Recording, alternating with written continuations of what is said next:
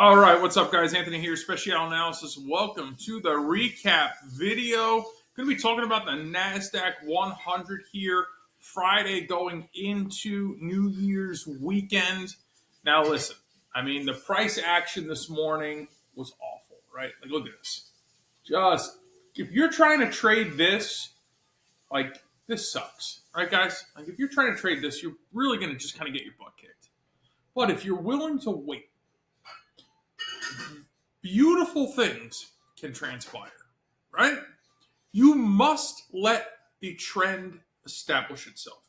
If you do not allow the trend to establish itself, you might as well just flip a coin and see what happens, because that's essentially all you're doing. Having the discipline to not trade is where most traders fail. I can tell you from my own experience, where my own personal struggles. I can also tell you from about a dozen years in this business, and a good portion of them helping other traders overcome their hurdles. Their hurdles, 99.9% of the time, come down to discipline, right? We can all read directions. That's like fifth grade level stuff. ABC, 1, 2, 3, all that stuff lines up. But the problem is traders, because they spend so much time in front of the computer, and when they shouldn't be trading, you can be in front of the computer watching the market. But in more cases than not, you should not be trading. And what ends up happening is you develop an opinion. And an opinion is like an asshole. Everybody has one. But if that opinion doesn't align with a strategic plan that you're going to follow with an incredible amount of discipline, you're literally going to squander your hard-earned money trying to become a trader, when if you can learn to be patient, opportunities will present themselves. And I'm not saying they're going to work every time, because they're not going to. I'm not here to mislead you. But I am here to tell you that if you're willing to wait and you have a real trade plan, and that includes entering the trade, managing the trade, exiting the trade, managing the stop, taking profit, paying and protecting yourself, avoiding news releases, avoiding high volatility periods in the market. There's a big checklist to it. I give my traders my checklist. What they do with it is ultimately up to them. They can use it or they can wipe their behind with it. All I know is that from my dozen years of experience, I have added and eliminated things that I believe either added value or took away from value. So let's look at the setup here on the NASDAQ 100. I'm going to explain to you what you're seeing. So, right here at 11:03, this is the setup, guys. The market establishes the trend, right? I told you before, if the market hasn't established a trend, you have no business being in the market. So you can see clearly here from about 10:30 into about 10:45, we got a really, really great kind of push here to the downside, right? Looks really good. It establishes the trend. What happens is most traders here, they have FOMO, which means fear of missing out.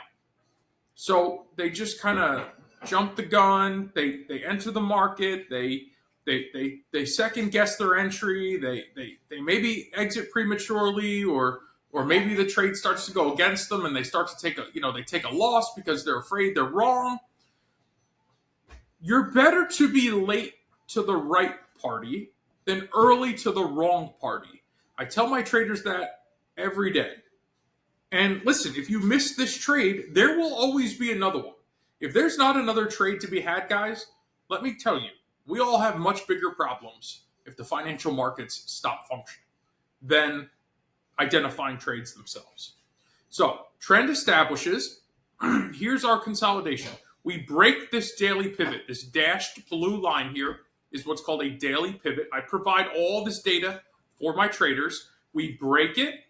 Now, what's most important is that we respect it as resistance. Meaning, as we reapproach it here, you can see we ascend back into it and we fail because at this level that I have drawn right here, 17,027, this is an area of what we call rejection. So sellers are in control. You can see big rising selling volume down here in the bottom. The market corrects. You can see the volume goes muted, right? Meaning that there's really nobody in control. We take that correction. We find our layer of resistance in the market. Here's our pullback. And right here, guys, as this candle closed, notice a few things. We closed below the correction after respecting resistance. You can see these two candles within like a tick of one another. This is where the seller stepped in. We settled below. We have new presence of selling volume. And the market literally tumbles into the next daily pivot. As you can see, that selling volume starts to surge, right? So from here to this next pivot, you have 170 ticks roughly. Guys, that's $5 a tick, right? 5 times 170 is $850. One contract, $850 in 1, 2, 3, 4 bars. So inside of 12 minutes, $850. At this point, you should be doing what I would advise my traders, and that is pay yourself and protect yourself. That means we're going to take partial profits here, and we're going to move our stop from just above this resistance line we drew to our entry. So at this point, we're not giving any more money back. Okay? We've established our risk. We established our setup. We identified all the components that we need, meaning the checklist. And that checklist is our modified MACD, 15-minute bias, below both VWAPs, below our fast-moving averages. You can see we came in and respected the most fast-moving average right here as we retested this daily pivot. Really, guys, a flawless setup. Like, I won't entertain something that doesn't look exactly like this. If it doesn't look like this, I wouldn't even attempt it in a paper trading account because I know that I am gambling. Now, I'm not saying that there's a guarantee this is going to work, but there's a better than not chance of you having the opportunity to pay and protect yourself than not at all. So we plummet into this daily pivot.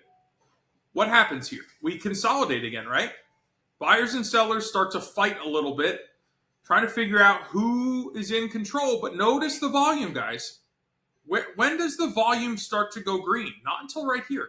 Not until 11:42. Do the buyers actually take back control? There's some indecision along the way, but the buyers don't take back control until 11:42. So what are we waiting for? To take more profit as we approach this weekly pivot right down here. So we had an opportunity to pay and protect ourselves at about 170 ticks. And then we had an opportunity again down here at 296 ticks. Guys, at this point, you should have paid yourself twice, and whatever component that is left of your position, you should just be throwing a target out there and seeing if it works. Because you never know if the market's going to keep going. And if it doesn't work, like it would not have in this instance, the market did ultimately turn back around. So you would have got stopped out back up at your entry. Who cares? This is where traders, they lack the discipline to let the market transpire. Right? If you give the market to transpire, whether it works in your favor or not, it's going to do what it's going to do. You and I are never going to control it.